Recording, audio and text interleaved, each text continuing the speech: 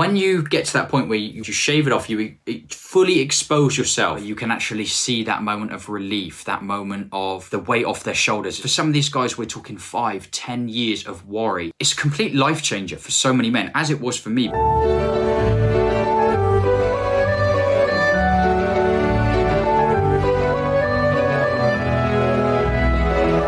was just really about being open and honest about it. I think, you know, the sort of perception of like the bald man who grows a beard and shaves his head, and it's like, it's just such a cliche of like manning up and not caring, but it's just not the reality. I tried to tell myself that as well, and it did nothing for me. You know, it really did nothing for me. When you do open up about it, it feels so good being able to do that, being able to be open about it and honest about it, you know, and that's what drives me to do this, like, all the time. Welcome to the Baldcafe Podcast. One of the biggest things that helped me was listening to other guys talk about their own balding stories, talk about how they felt and how they got through it. And I really think it's going to help a lot of guys out there.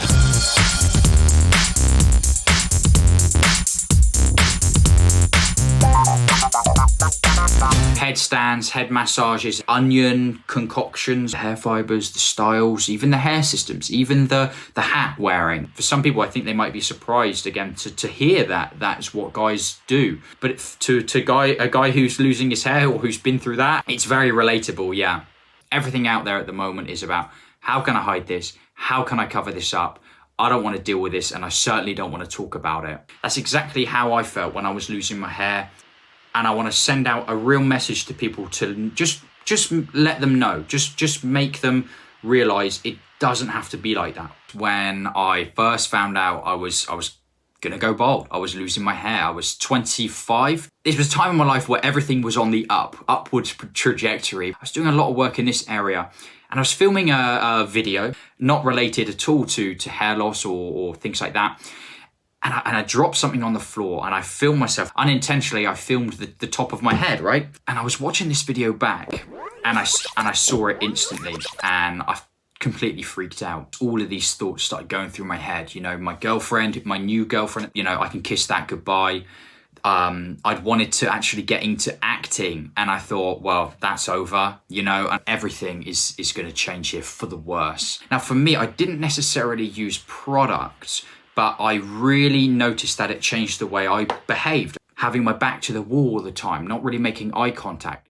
I would constantly play with my hair to try and like spread the hair out. If we took pictures, you know, I would screen them. I would walk down the street and with my sort of head sort of tilted downwards like this. So it wasn't, you know, there wasn't someone at the back being able to see that. But no one ever called me out on it. No one ever noticed. I was the only one that was really sort of thinking about it, and I was uber conscious of it all the time. I was a shell of the man that I was before my hair had fallen out, you know. And I very quickly thought, I have to do something about this. You know, I have to stand up to this. That girlfriend now is now my wife. So it didn't turn out, you know, the disaster that I thought it was going to be. The one thing that could have ruined that relationship was my insecurity.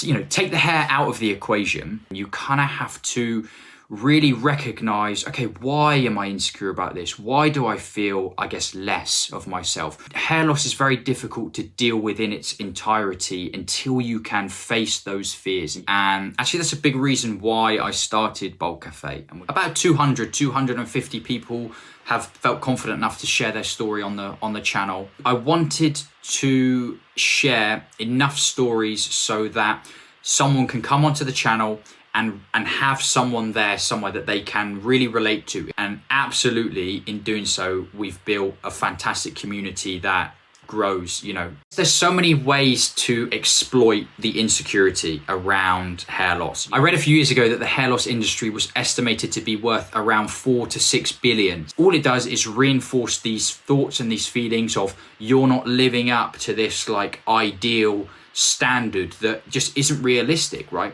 And I know, of course, women have been dealing with this for decades in this space.